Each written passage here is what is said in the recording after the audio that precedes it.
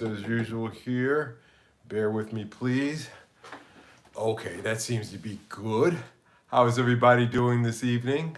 Glad to be here with you, whether you're watching this live or if you're going to watch this in the rerun. I do want to let you know I do appreciate you taking the time to do so. Um, how is everybody? Hope you're all doing well. Let me make some adjustments here. Ben is here. I see. Hold on. Let me do this. Yeah. Good evening, Ben. Sorry, I have to adjust my chat screen here because I'm getting old and my eyes are bad. I refuse to wear reading glasses.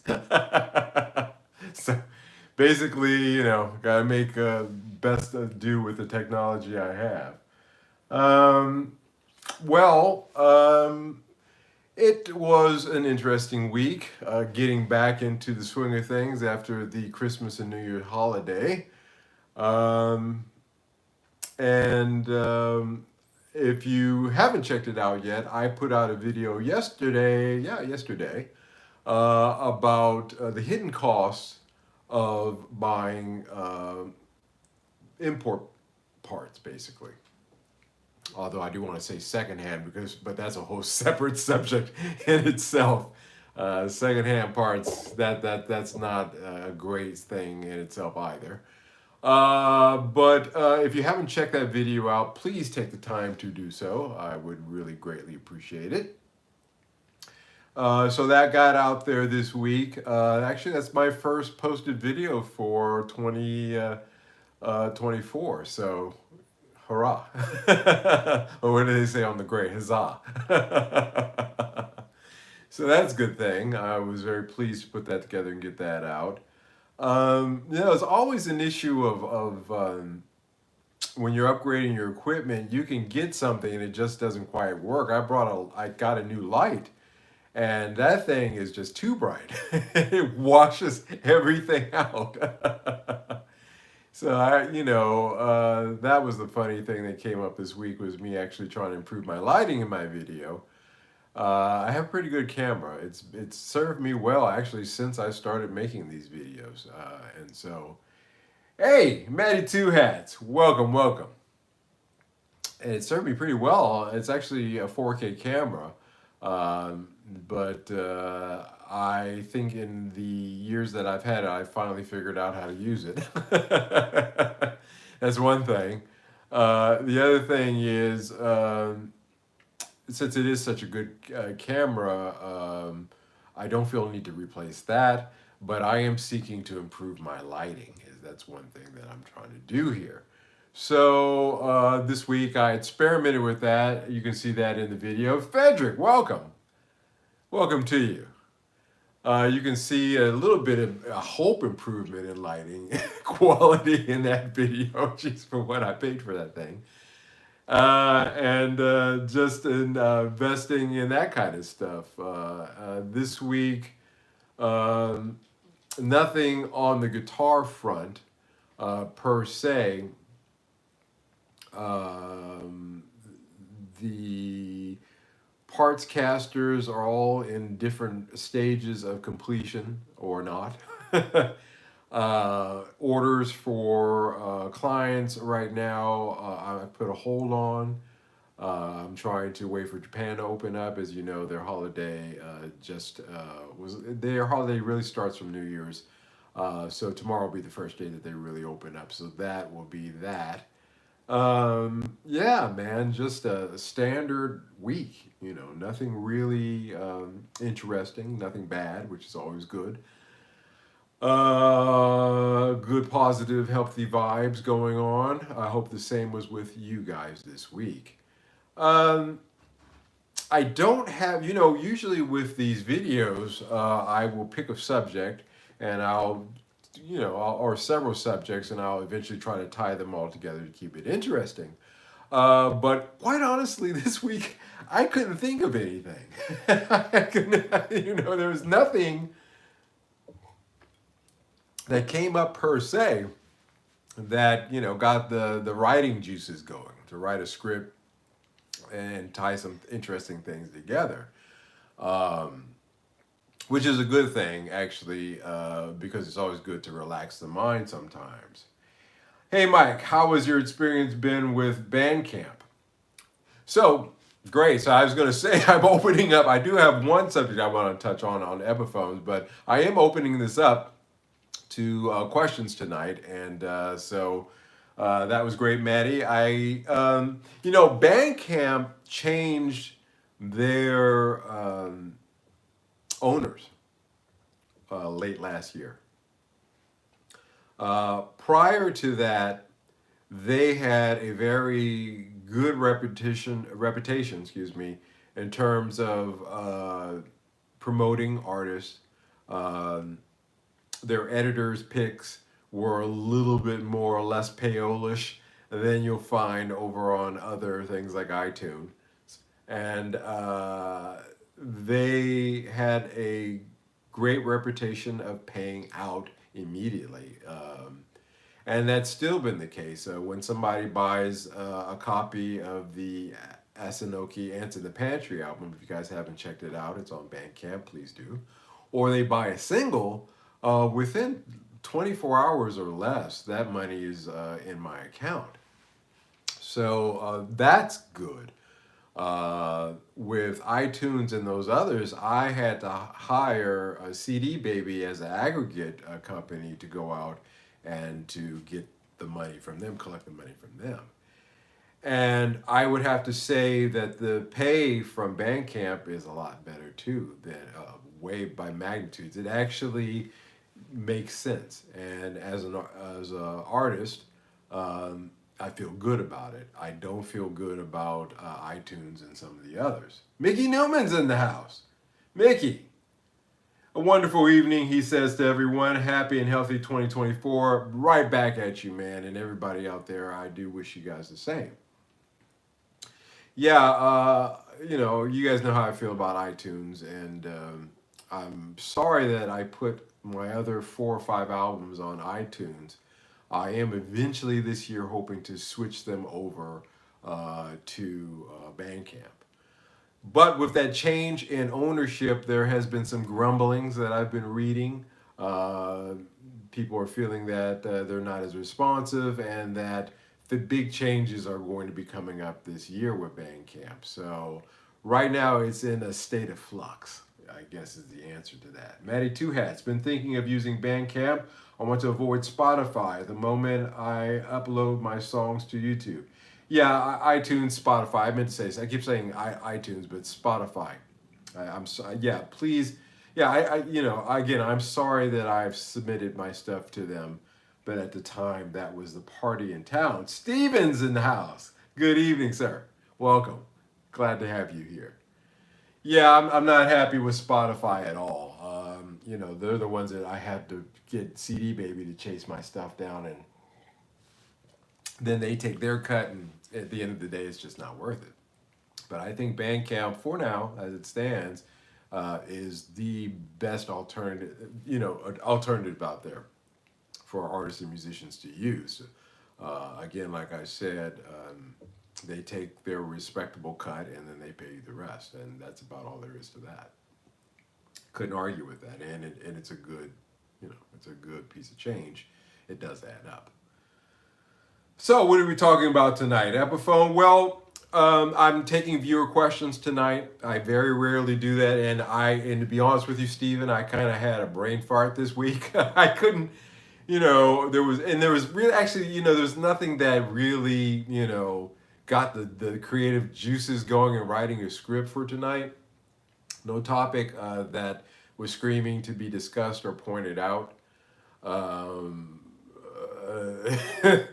I, actually, the thing that I was watching this week was that whole Cat Williams interview where he basically told it as it is about how Hollywood and that part of the business deals with, and that was so entertaining this week that was kind of what I was focusing on. Steven again says, have you checked out the Jet guitars all-in-one? Jet guitars, yes. Jet guitars are actually easy to find here in the Netherlands. I don't know about the rest of Europe, but yeah. Great guitars. Got nothing to say. Again, I am locked into the thoughts that your $500 to $600 range, maybe 650 if you're really happy about it, is the range that you should spend on guitars. Anything above that, your return on investment is going to be considerably smaller than one might think. I'm just really convinced, and I'll use that. Thank you, Stephen. I'll use that to jump into the Epiphone thing. As you know, it's guitar apocalypse out there in the retail world, and not to mention the secondhand market. It's just the sales are very poor, very poor, and retailers are offering discounts at a premium. I mean, they're cutting prices. They're great discounts they're offering, and premium to the customer in this case, a change of pace there that's appreciated. And I got an offer for a guitar that I've been looking at for a while now. I have said to you in the past that I'm not actually really looking at any Epiphones, but there has been any new ones that have come out.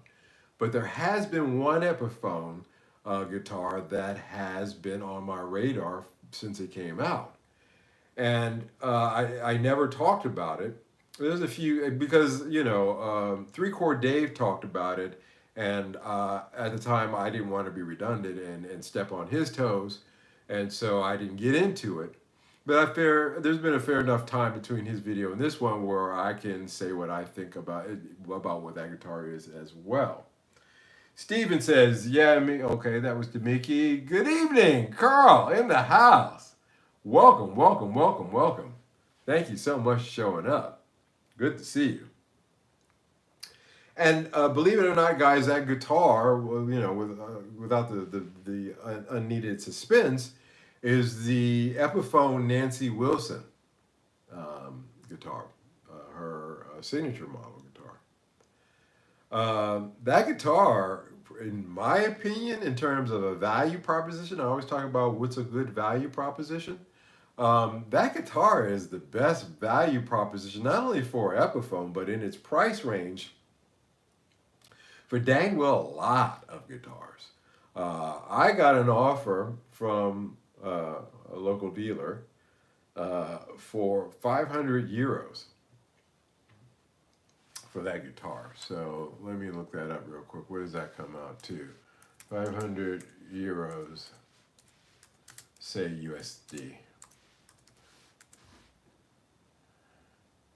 Yep, $547.27, or $550. I got an offer recently on that guitar, and I actually seriously considered it, and am seriously considering it. Why is that? Why the Nancy Wilson? Well, it comes with a case. Let's just start there. It comes with a nice case, not a soft case, but a hard case. That's the first thing. And for $550 to get a guitar like that with a hard case, tell me any other guitar out there that at that price range that has a hard case. I don't know one. The second thing is it has a ebony fretboard on it. Epiphone in that model range usually has Indian Laurel fretboards, but this one has an ebony fretboard on it, and it is quite nice. The example that I got to play at the same shop that's offering it to me, I really like that fretboard. The neck is a little thin for me. I like a little thicker neck, but it's not, it's not a big deal. It reminds me of the 60s neck on my Gibson standard 60s, so almost the same neck. So that's a good thing. The veneer on it is a two-piece veneer that's actually a little bit higher quality. It's a thick veneer. It's a little bit thicker than usual. So all the way around, it is and it has a humbucker in the bridge and a mini humbucker in the neck. And the sonic possibilities there are endless. And I just really think that for a value proposition at $547, gee, that's kind of a no-brainer there in a lot of ways for me. Again, value proposition, ladies and gentlemen, is what we're looking for. We're looking for the value for our dollars. And for $550, I think that is a screaming deal. And I mean, heck, you for $550, you could upgrade that one humbucker pickup or the mini humbucker to anything you want, and you'd still be in bargain town if you didn't like them. I do believe that is the pro bucker in that. Correct me if I'm wrong out there for those who know the specifications on that model. But I do believe it is, to my memory serves, it is a pro bucker. So I like the pro buckers. They're actually not bad pickups. So got a lot of things going for it, that one. Steven says, yeah, it's hard for me what to pick because going like Epiphone, PRS, Squire, etc., you mainly can make some money back, but when you go Harley Benton, Jet, or Tens guitar, you don't always get your money back. Yeah, with Jets and Harley Bentons and things of that nature, especially with Harley Bentons, I always say with a Harley Benton, you better love it because pretty much, well, that's gonna be your guitar. It's gonna be laying around or getting played, which is the reason why I can't see myself buying another Harley Benton. That Harley Benton bass is so excellent. However, I wouldn't want to sell it. So there's that, on the plus side of that thinking, hey, you know what? It may actually be, an awesome guitar that I don't want to give away. Those Jets, those Tens, yeah, I know what you mean, but the secondhand market on those is not so bad, It's not that bad. And Harley Bentons are starting to develop a good reputation, so even that may not be the case anymore with them. So there is that. But getting back to the Epiphone Nancy Wilson, yeah, that's a screaming deal. And it is something that she designed. It's her personal design. And the horn is a little bit more pointier than you would find on your standard, your Gibson standards, your Epiphone standards. However, it doesn't really bother me. It's actually kind of cool. And only comes in one color. So now there's a lot of choices of color on it. But again, as a value proposition, it is quite worth looking into. And I know a lot of guys out there have mentioned it before. I'm going to jump in, throw my hat in officially on that bandwagon as well. And say, yeah, if you guys are really looking for a Les Paul type guitar, got a case, got an ebony fretboard on it, really nice, well done, well put together guitar under $600, in this case $550. Take a look at that Nancy Wilson, because it's a screaming bargain, in my opinion. There is that. So again, guys, throwing this out there. Questions? Any more questions? Please don't feel free. Don't hesitate to ask them. One thing that I do want to talk about, if anybody waiting for somebody to come up with something to ask, I do want to get into something that I did touch upon lightly last week, and I touched upon in the recent video that I did on buying replacement parts and import parts for replacements. And even in that video, of course I have to edit it for time's sake. I can't, for brevity's sake, I have to keep it very short. But this thing with these Temu parts, at least in this case, and again, the eBay parts, being copies basically of Squire parts. That's very profound to me, because these two tremolo and blocks systems are virtually design-wise identical. with the exception that this is far better materials, as I pointed out before, and than this one. And again, you can see just in the block size that this is just, it's actually half the size of this block. Which, as I pointed out in this video, one of the biggest criticisms that you'll find about Squier Affinity guitars is their trim systems. They'll be considered to be cheap or inferior, and usually something that most people replace first. But one of the profound things that came to me while I was shooting that video was two things. One of the things I did point out that this is from 2021. I'm sorry, 2001. This is from 2001.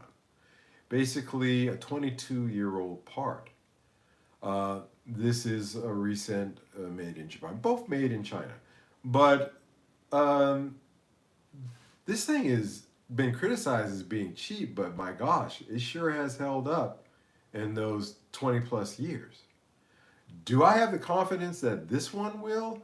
Not really. No, I don't. Again, from the welding of the welding of the block onto this is really inferior. It actually, I really hope it's a lot better than it looks.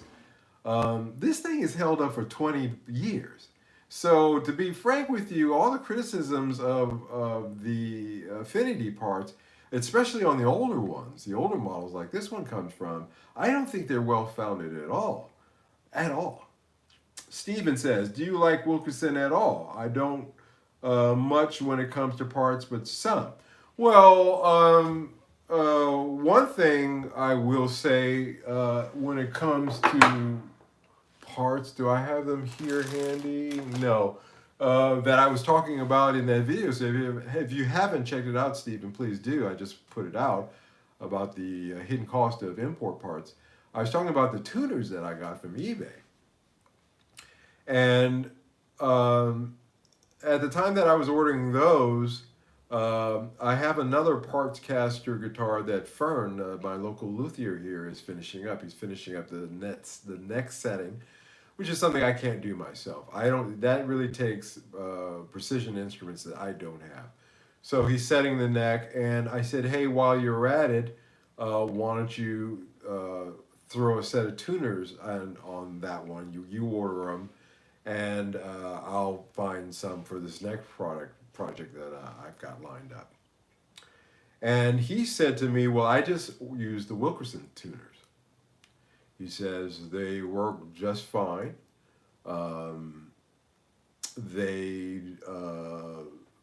They're great. He says it doesn't give him any difficulties, and they're cheap. He says they're about 35 euros, so about 40 bucks or less. He says so they're pretty good. So interesting enough, I haven't touched them yet because I haven't seen it because he forgot to put the order in, but he has. But I will have Wilkerson tuners on this next Squier Partscaster guitar that's getting finished up, interestingly enough. So I have no real opinion yet. I do believe the tuners on my Harley Benton bass are Wilkerson tuners.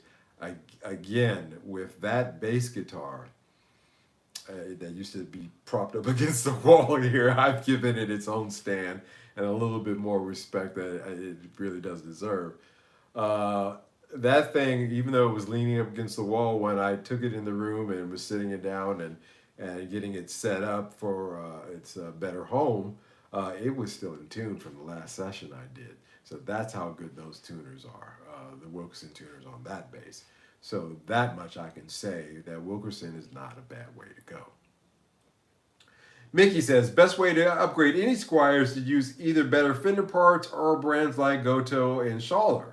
These are expensive, so it is worth it when basically as well stuff. Yeah, I agree, Mickey, and that was the conclusion. If you haven't had a chance to watch that video, please do. That was the end conclusion that I came at that video. It's far, far more advantageous to you in terms of just a reduction of headaches, just to spend a little bit of extra coin and buy the more expensive Goto or Schaller parts or Fender or whatever. But one of the things Mag Two Hat says Wilkinsons are just a China part, but they kind of just a better quality. Then yeah, there's at least some standards there, and there's no standards with these chop shop parts, or at least in the case of this one. This one was not. This one was produced actually at a very respected factory 20 plus years ago, as I said. Go-to stuff is always great. Yeah, you can't go wrong. So you spend a little bit more, but one thing I will say, and the other profound thing that this is held up, and I don't have the confidence that this one will. The second thing is that as was just being pointed out, best way to upgrade any Squire, these are made for Squires. This is a copy of this in its dimensions and everywhere. I've measured it out. I looked at it. Everything about this is like they're kind of copies. A cheaper, inferior copy to what they were producing 20 years ago in the main factory, the real factory. But it is that. So there is a little bit of something to some of these import parts if you're doing Squires. They seem to fit. I think that's the mold. I really do. It's like somebody took a Squire CV or something and just duplicated, molded the heck out of it, and started producing these import replacement parts. But there are, I'm going to be honest with you. I'm going to end up for this project, the one that I bought this for. I'm not going to use this one. I'm going to go ahead and use the original one because, quite frankly, it's held up for 20 plus years and it's still in great shape. I could swap the springs on it, so take the new springs off of this and put it on here. But I'll be honest with you, even in that regard, I think that this is a little bit better than this new one. Wow, dig that, man. That's quite a telling thing about production in China, in itself. It's really a race to the bottom now. I don't mind having this laying around. It's always good, as you guys know. I have quite extensive parts bag down here. Two of them now, actually. It's growing. So I don't mind doing things like that, at least experimenting and seeing, but I just came to some conclusions, and my conclusion was the same as Mickey's, is that really, honestly, it behooves you to spend a little bit more and get better parts. Steven says, why doesn't Squire upgrade their stuff in the classic vibes? I know they want people to spend more on Fender, but even on Fender, their stuff for parts to me doesn't feel much different. G&L guitars feel better, parts wise. Yeah, I can dig that. Owning a classic vibe Telecaster. The only thing that I felt the need to change on that guitar, and still do, was the bridge. I'm sorry, the neck pickup. Was it the neck? Yeah, but actually now the neck and the bridge pickup. The pickups were the only, and that's pretty standard, in terms of the hardware. Sure, there's better quality hardware that you could do on it, but as a value proposition, it's kind of okay where it's at. The reason it was such a big hit is because I don't think Fender was thinking about, okay, these guys are going to want to upgrade this, using these. Well, some people, but I think they were really honestly trying to come out with the best thing that they could in this case. I think that's why they listened to the consumer and they hit it out of the ballpark. The upgrades for a Squire, again, like I said, is going to come up to you in terms of the little bits and pieces that you want to do. I think, I'm of the opinion that Fender did a good job on the classic 5 series. I'm not of the opinion. I'm strongly of the opinion. Not a lot you want to change on that anyway. So yeah, I got your point, your meaning. The G&L, that's a whole nother league in some regards. Their production, their outlook, and a lot of other factors that play in producing the G&L guitars make those a little bit more attentive to the details, like the hardware quality, things like that, as opposed to the more mass-produced Squires. That's another thing too. I guess I could throw out there as a possibility, part-wise. But again, we are spoiled for choices, aren't we? Yeah. We are in an age where we have so many choices that most people are like saying, screw it, I don't want anything right now. I'm good. Finally, people are saying, I'm good. A lot of reasons out there to make that the way it is. But we are spoiled for choices. And again, in those level tiers, those tiers as you go up, yeah, things improve, they get a little bit better. You know, between a made in Mexico Fender and a Squire Classic Vibe Fender, I would rather go with the Squire. I think that you got a better value proposition there. However, the price on the made in Mexicos are coming down. Interesting enough, they're falling. You can get a made in Mexico Strat now here in Europe for the same price as that Nancy Wilson. Mankey Newman says, I'm good. Not looking to buy anything. Finally got over the gas. You know, age and your bank account will do that for you. One or the other, or both simultaneously. You know, I'm new to the parts caster game, really, honestly. I mean, I've been modifying guitar, every guitar almost I've had. But to put them together from scratch to do the painting and the building and all the stuff that I'm doing with this third project, the second one was more wiring and things like that. This third one is actually the full shebang. But I did learn the valuable lesson that if I that yeah, it is a good thing to build these. It creates an intimacy with that instrument that you don't have with others.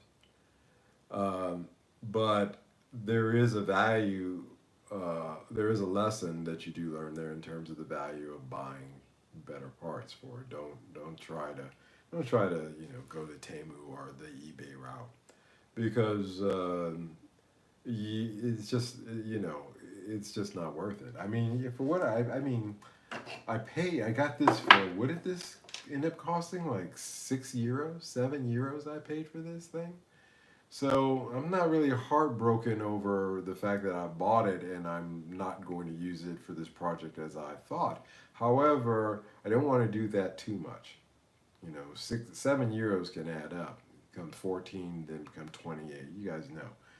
And so I would like to try to limit once I learn something or when something occurs to me or once I have one of those, revelation moments, things that make you go, moments, then I tend not to want to try to make that same mistake twice. And going forward, I think I'll be paying a little bit more and buying better quality parts. Again, I didn't want to support Temu anymore anyway, so not a real big loss there. And everything that I got from them, it needed work. All the Temu parts I got are good. They're good enough, I keep saying, to do the job, but they all need work. It's just not happening. Mickey says, just check the prices here in England. GAC has dropped the Nancy Wilson from $529 to, whoa, look at that, $399. Yeah. Haha, what are you saying is to save your money? Yeah. Buy cheap, buy twice. Yeah. You guys are saying it. Buy cheap, buy twice. Or in this case of this tremolo system, buy cheap and not even need the friggin' thing. It's just the old part. Again, this thing has stood the test of time. It's proven itself in 20 years that it's good. Why I felt the need to do this, I don't know. I don't know what my thought processes were there, but I want to limit this. I don't want to do this too many times where it's completely unnecessary. If you're good, that means you're good with what you got. You make with what you got work. I think it was a conversation that I had with Fern regarding these that made me interested in getting a newer one, but hell, that really didn't help. Now, as you know, I have a Fender bridge and trim system on my first parts cab. Well, it's a Squire. It's a 2003 Squire. So on my 2003 Squire SE, I changed it to a Fender part, a true Fender part. And guess what? It didn't line up. We had to drill the holes. It looks good. It looks okay, but it didn't line up. No, actually, in that case, it was because the block didn't fit in there, so I had to ream out a little bit of space in there so the block would fit in. So even in the case of quality part like that one, and that was not cheap, but I wanted a good block and bridge on that guitar. Still had to do a little bit of work. So I guess, even that way, sometimes, it can come and screw the pooch either way. Steven says, I saw someone buy a 100 Wilkinson bridge in their Shure guitar and didn't go out of tune after he dropped it. Yeah, yeah, I got you, Steven. Yeah, dig that. You know, uh, good parts. And Wilkerson, like I said, I got Wilkerson tuners on two of my guitars now, as it turns out. So I can't vouch for the Strat because I haven't had the time to put it through its paces. But the basic guitar, again, great. Sat here up against the wall. You guys saw it. Looking back at my old lives, you can always see it sitting here behind me. That thing sat there for months. After I recorded the last track on that album, with that needed bass, I put it over there in the corner and it did not move from that time. And interesting enough, when I picked it up and took it in there and started strumming it, it was still in tune. Maybe a few cents off on the E string, but that's it. That's it. It was still in tune after all those months of sitting here.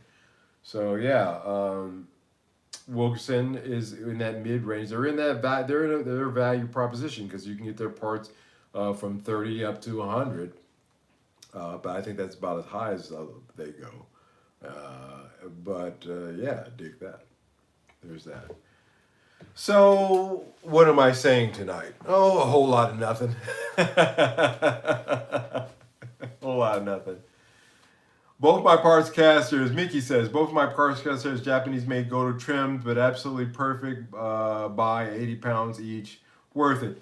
Yeah, there is a trip to a trip to Japan here coming up in my cards, and I'm going to be loading up on parts while I'm and pickups while I'm there. I might pick up some single coils and some Fender Japan single coils. They sell them separately, which is something that's odd in Japan. You can buy pickups individually, separately from the guitar, which is not the case in a lot of places, and unless you order them online. Yeah, I might invest in doing that because they're a lot cheaper over there. The exchange rate right now is really good from euros to Japan JPY, and again, quality parts. Cheaper than it would cost for me to ship them over here. Forget about it with the VAT. That was the one odd thing about Temu is that there was no VAT. Usually when I have like a toenail clipper, say even over from the UK, I'm assessed some kind of VAT on it. For some strange reason, the Temu stuff was not assessed to that. I don't know what kind of deal they have. I don't know what that's about, but I thought that was very weird. But buying in person, loading up your suitcase, and bringing it back, hey, that's the best. Other than deducting the cost of the ticket and meals in the hotel, it's still the best bargain. So that's actually definitely listed as to get some parts from Japan when I go there. And it's been a long time coming since I've been there. And I shall bring you along. As always, you can come along with me and see what that experience is like. Excuse me, my cat just opened the door. Yeah, Cat Highway here tonight. You can come in, but you're gonna have to be quiet or stay. One of the two. All right. So yeah, that's absolutely worth it. I agree, Mickey. Buy those Japanese parts. Those are my favorites anyway. And one thing I'm learning with these parts casters, say hello, Ellie. You can say hello to everybody. This is Ellie, everybody. She's a little mischief maker. Why don't you go out? I think you're better suited going out. Go on. She will tear this place up if we leave her alone. She's a cutie.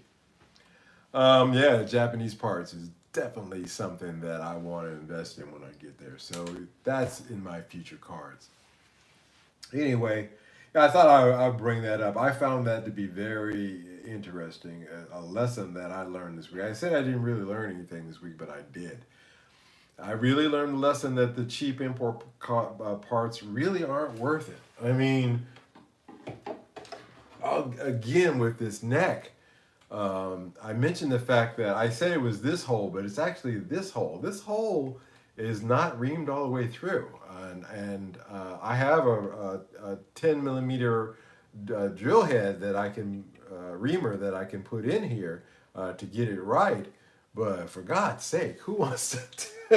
It doesn't take long, but it's just a pain in the ass, And you don't want to deal with that when you open the box. You want to put things together, but these import parts, they all need work, in one shape, form, or the other.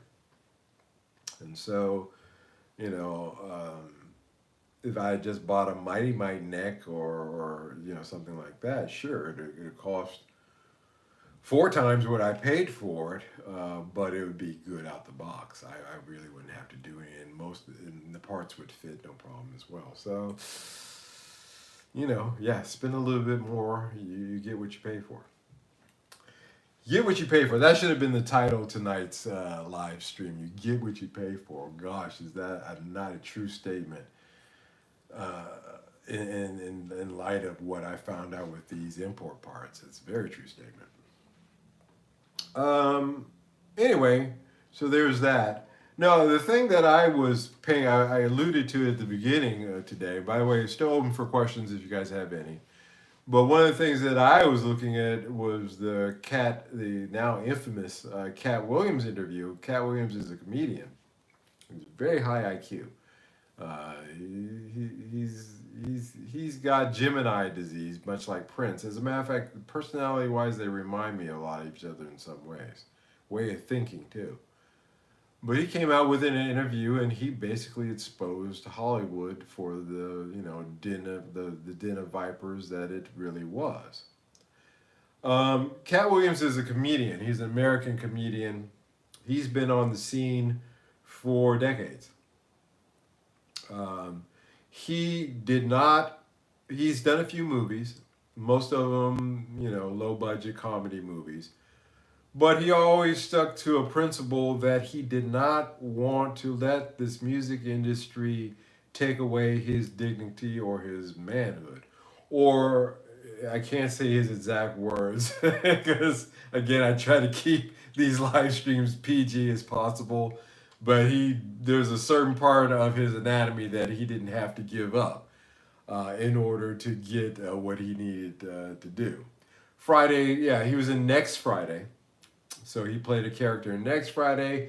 He's been in some of the scary movies, scary movie parody films. He was in one or two of those. He's been in a few things. But his interview basically came out, and he talked about the guys. He said, "Hey, there was 2 guys in a room that were offered a deal in exchange for certain things that he did not want to do." And he said, stand-up comedian, yeah. And he said, there was 2 guys very similar in looks, 2 black guys, very similar in looks. They were made an offer, and I walked out of the room. I turned down the deal. The other guy, he said, was a guy named Ludacris, who's a rapper, who did take the deal. and that implied a whole lot of things. But I've talked about the music industry. I want to segue this into my thoughts on how he exposed how things are really done in the movie industry. And my experiences in the, yeah, yikes is exactly right. And my experiences in the music industry has not been that much different. Quite frankly, I can't, I can't think of many female artists, and some of these are really well known, that weren't put in that position as well, constantly. It's been exposed how there are some guys, music moguls, uh, who were trading these female artists, well-known ones, R&B ones primarily. They were trading them off like bubblegum cards, you know, and also the things in the industry. We talked about the death clause early last year. I talked to you about the death clause in most recording contracts. How if you die, they have the right to take. Well, first of all, when you sign that contract, they have the right to take an insurance policy out on you as an artist, signed to their label, that is completely their own. Your family gets no proceeds from it. So if something happens to you, they get a payout. They get a payout. Which, maybe that would give some record company executives the incentive to want to get rid of some of their artists that weren't exactly lucrative, while they were breathing.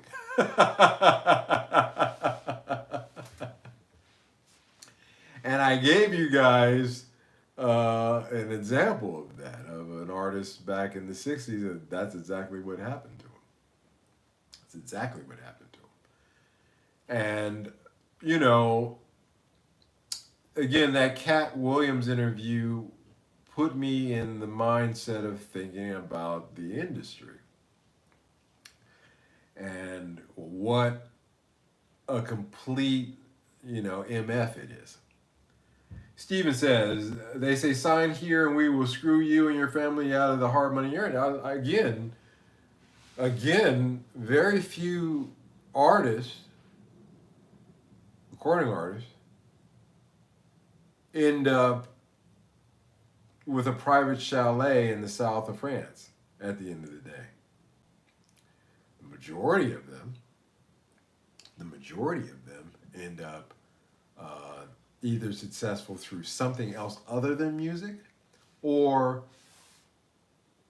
various levels of worse than that, of bad, going in the bad direction, even up to and including death. So yeah, then I thought about Cat Williams and how he said he wanted to keep his keep his integrity. he wasn't investing in knee pads. Let's put it that way. That was something that he wasn't interested in doing. And I thought about that singer late last year or summer of last year that became a national sensation. And all the record companies labels came at him, country guy. Pure voice, pure from the heart singing. I love that tune that he did. That got everybody's attention. And he said, screw you. I don't want the 6 buses. I don't want the groupies. I don't want the record deals. I don't want any of that stuff. And he said, thank you, no. And they were offering him big money. Big money. And he had the integrity to walk away from it and say, no, thank you. And so, it is interesting to see and to think about myself,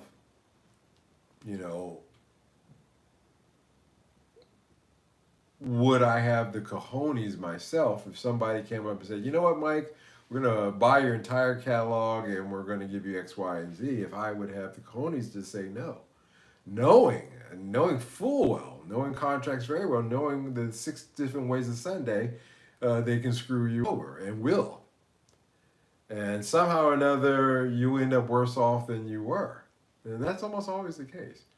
But I admire that guy, and I admire Cat Williams. They're both comedian, music thing, two different things, movie industry, music industry. But they both said, I'm not going to do that, and I'm going to continue to do it my own way. Cat Williams has his own booking agency. He books his own tours. He manages, when he brings in other comedians as openers, he takes care of that.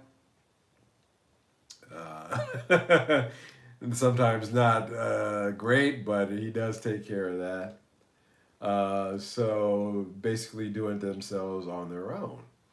And that's kind of been my life story anyway, I thought to myself. I've kind of been doing it, on my own, trying to find ways of being in the music industry, but not being in it.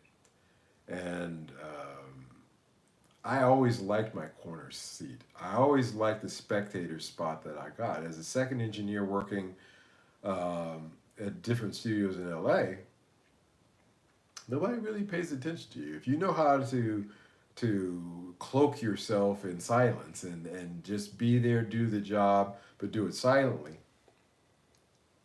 then you can learn a lot, you can see a lot, and you can experience a lot of things. And I always liked that seat. I didn't, necessarily always, necessarily in the beginning, see myself as a solo artist. I actually really saw myself taking a background seat, working in the production and engineering aspects of the industry. But again, like I said, these are just my musings that I had based on just the shocking level of things that Cat Williams exposed in that interview, and the truth of it. When you hear the truth, when you hear something that just rings truthful to you, it sticks with you. You're like, hey, you know what? That guy's telling the truth because that sounds right. that's and something in my experience has led me to think, hey, maybe he's saying something there that's profound, which he was. So that was my thoughts this week. I didn't think they bore a full discussion here on the live stream. As a matter of fact, I didn't even write them down. But now that we're here and I'm mentioning them, it is something that I was thinking about this week. That really, having the moral fortitude, the intestinal fortitude, as we used to say no in that kind of situation. Manny Duhats, from where your experience, Mickey, who has the best gig in the music industry? That's a great question. I'd like to hear that myself. I really think that the producer engineer has the best gig. Yeah, there's a lot of pressure from the label, but not as much pressure as there is on the artist. And most artists will come to you to produce a record because they like your sound anyway. Nobody went to Bob Clearmountain and wanted to sound like, a Sex Pistols album. They knew what they were going to get when they went to him. The same question for you. I think that the engineer producer is the best.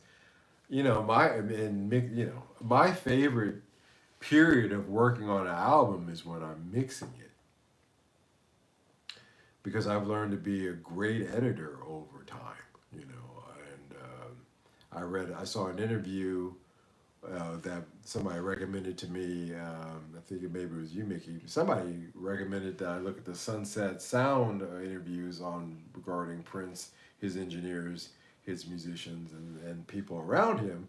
And I think it was Matt Fink, Dr. Fink, his keyboard player, who said that Prince was a good editor. And I smiled when I heard that because I think that of myself. I think that that's my strength. I've always been a very good editor. And I'm sure I'm nowhere near as good as he was. But that is something that we have in common. And that's something that lets me know that was probably his favorite part too. Wasn't you got to get it out. You got to play the instruments. You got to get the song out. But putting it together, mixing it, and editing, all the things that come with that. That's the fun part. And so if you're in the position to do that, be a mixing engineer, that's got to be the best gig. Mickey says, I've always enjoyed working with bands and artists on the live scene. Doing the sound and lighting are always the most fun. There you go. Mixing. Mixing. Didn't think about lighting. But yeah. Mickey Collin, the guitarista, you guys know his channel. It was, and I don't know, he's kind of semi-retired from. That was his profession, was stage lighting. He's a lighting engineer for the shows that they do there in London. And so, yeah, you can tell that from his videos how well they're lit. So even in that, there's a lot that translates over. So yeah, that's a great gig. Two great gigs. I think mixing is ultimately the best gig that you can have. So there's that. Where are we at? All right. What am I looking at here? Oh, I'm seeing 8 likes and 11 people watching, now 10. That's close enough. I appreciate you guys hitting that like button. What do you think the LA studio scene is like now? Maddie Two Hats asked. I know it's nothing like it was in the 90s. You guys have to understand, for those of you who are too young or weren't there, who were old enough but were in other parts of the world, that at that time in the 90s that I was there, from the late 80s to 89 to around 95 when I left for Japan, and a little bit after that, 96 or 97. There was a lot of money being put into the music business. And a lot of the big studios, I'm talking about the 48 track, the 72 track, hell, Jock and I, we did a demo session at Capitol Records in one of their studios. And we got to go to the orchestration studio. And that was the biggest board I've ever seen. And the biggest recording room I've ever been in. And those studios were thriving because of the money that was being generated in the music business at that time. And guys like me, even though I was a second engineer and an intern basically at Motown and at Yab Young, Babyface's studio, there were still a lot of opportunities there to make money on side hustles. Now, that money is not there anymore. And I know a lot of the big studios have closed down in LA. Sunset Sound will keep going because that's just the usual suspects will keep going, but the budgets aren't there where like they used to be. So I think that the budgets just in itself, without me having been there for decades, I know that the money isn't there like it used to be. It used to be pretty outrageous, the money that was thrown and out there for recording artists, and as a result, the studios flourished. Now the budgets are barely there. Rap music is generally done on a super tight, very low budget, maybe $50,000. So there's really no money there for large studios, the larger studios or the mid-sized ones that used to thrive, even the smaller ones that I cut my teeth in to continue. So I bet you a lot of them are gone. I'm sure of that. And that's also the negative impact that that rap taking that wave up from the gang. You know, it was doing okay. It had it. You know, again, I don't want to disparage rap 100% because hip hop and all those things that was part of my culture when I was younger. And but the groups that I grew up with pre NWA were a lot different, and the budgets that they had to do the music that they did were a lot higher. As gangster rap and all that came in, you know, the budget and the money that was needed to produce these albums, you didn't need to hire a full orchestra to do WAP. We're gonna hire orchestration behind this nasty song. We're gonna spend $100,000. No, it doesn't happen like that anymore. Or just as one song, it doesn't happen like that anymore. So yeah, without even being there, I already know what it's like. It's nothing like it was. And it was the best of times. It was the worst of times. I guess is one way of summing up that period. Um, I am so blessed to have been around during that period of time. Mickey says, I miss the old days. Yeah, yeah, I know what you mean. I reminisce on them a bit. I try not to because I've always been kind of looking ahead. But when you slow down and you look back, you reflect on how things were. And things were a lot better then. You know, they were tough then, but they're nothing like they are now. And things were a lot looser. Japan was a lot looser. I know a lot of people are starting to make their trips to Japan. I know it's really opening up, and more foreigners than they've ever had are going through there. But during the time that I went there, guys, buddy, it was a freak show. It was interesting. So I reflect upon that. Maybe a little bit too much. But yeah, that was fun times. Maddie says, Composer Studios killed off the big boys. Yeah, yeah. The little, you know, we used to call them project studios. And like Yab Young had 4 project studios. They were about the size of this room, maybe a little less. They generally had an 8 or 16 track mixer with an 8-track ADAT system set up to do recordings that were used back in as ADATs mostly. And yeah, and a few keyboards, drum machine like an MPC 60, something like that, and that was it. You had to go to town. And I serviced those rooms. I was always wiring them and setting them up for different artists depending upon the things that they needed. But that translated into the bedroom. And then everybody said, well, why the hell am I spending this much at this studio when I could just go to John's basement and I can cut this demo track, or even in some cases the full track.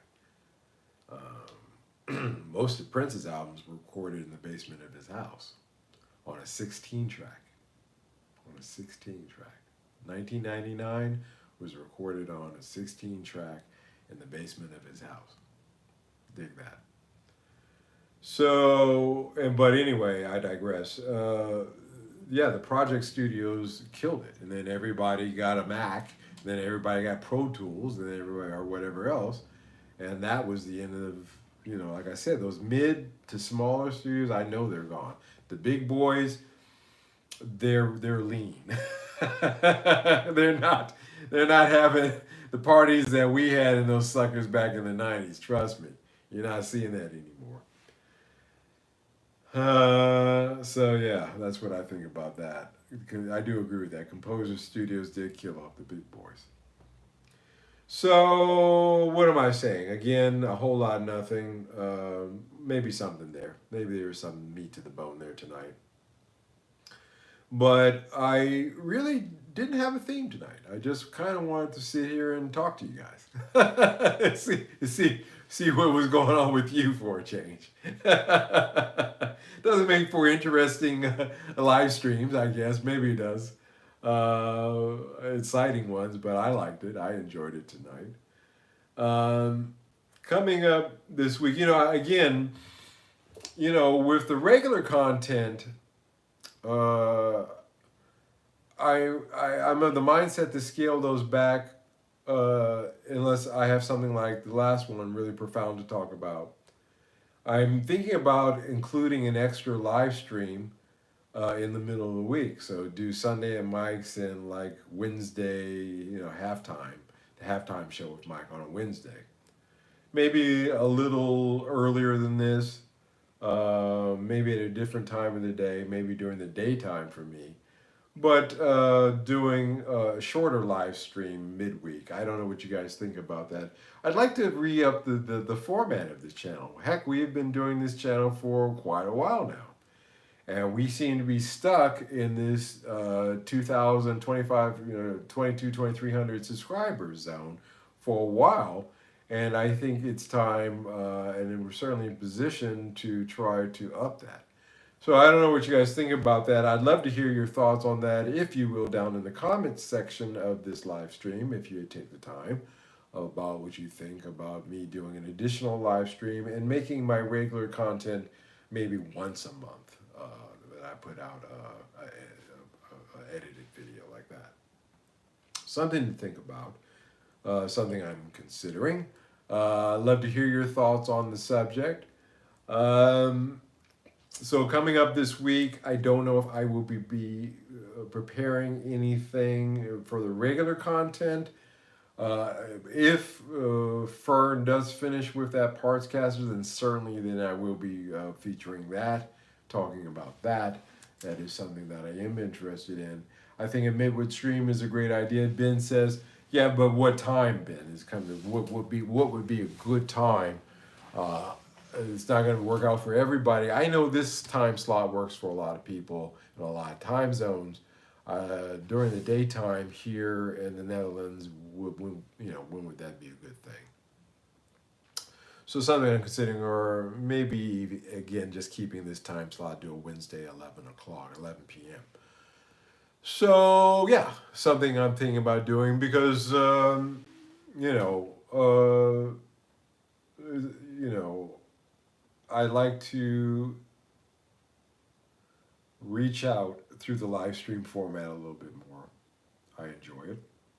I enjoy sitting here every Sunday night with you guys and having these conversations. Tonight we didn't have a topic so much. Basically, I said buy the Nancy Wilson if you can. 399 pounds, that's not a bad deal for you guys over in the UK. Mickey's, why not change things up and see how it goes? Maybe just 2 vids a month and 2 extra lives. Yeah, thank you, Mickey. I appreciate your input on that. It's something that I am seriously considering. And now that you've typed it out like that and I read it, it actually sounds good too. Yeah, yeah, 2 vids a month and 2 extra lives. Yeah. Well, it would actually, be 2 lives a week, so that would actually be increasing the live input and decreasing the regular content. So if I don't, I like that. 2 vids a month and 2 extra lives. Yeah, I might do that. As a matter of fact, I will do that. So let me get that put together, and we'll probably be doing a Wednesday live here. For now, we'll try to do it around the same time. Don't know if it'll be this week, but that will be coming up. Again, I'm trying to see if this parts caster comes through because I certainly want to shoot that and share that with you. I think that one that Fern is working on right now is an awesome. Again, that one I can't call a Squire Strat. It is basically a parts caster based around Squire parts, hardware in the neck at least. And I think when it gets done with it, it's going to be quite awesome. So I can't wait to share that with you. Yeah, Mickey, Ben, Dinro, Matty Two Hats, Steven, all you guys. Um, Thank you for showing up tonight and spending some time with me. Thank you for watching this live stream. I'm tired, so I'm going to call it quits. Go in here, have a cup of milk, and go to bed. Um, yeah, I think it was good tonight. It was a whole lot of nothing, but sometimes that's okay. I enjoyed it. I sure did talking with you guys. Keep yourself safe. Um, yeah, let's keep it positive. I got into a kind of a negative spin there in my head at the end of last year. I've cleaned that up, as you guys can tell. I've actually even gained a little weight, believe it or not, over the break. And my health is a little bit better, and my mental health is a little bit better. So let's just keep that positive going too. Let's stretch this out as long as possible before it all goes to hell. Such optimistic thinking, Mike. Anyway, you guys take care. I will see you next time. Bye bye.